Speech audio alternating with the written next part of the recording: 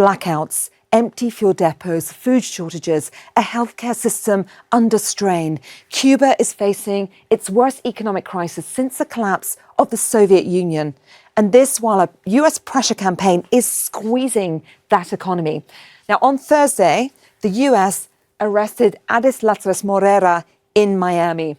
She's the sister of the executive president of Gaesa, and that's a conglomerate of military-run businesses that controls a large part of Cuba's economy.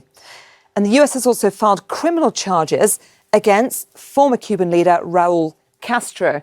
That's the 1996 downing of two civilian aircraft operated by a Miami-based Cuban exile group.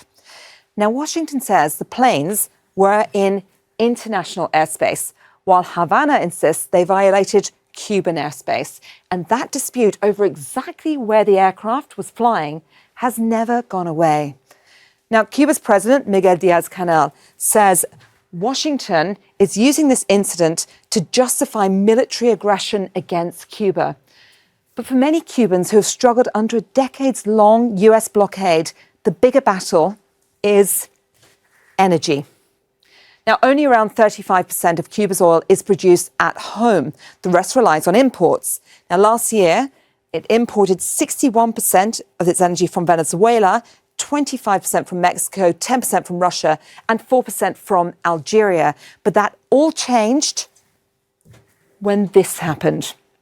The US moved into Venezuela and captured President Nicolas Maduro before banning countries from sending their oil to Cuba. Yet there are signs that both sides are keeping diplomatic channels open.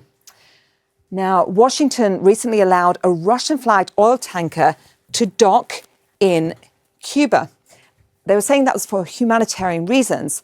Then Havana released prisoners. However, it said this was during a traditional move during Holy Week. But sanctions are also causing an electricity crisis in Cuba.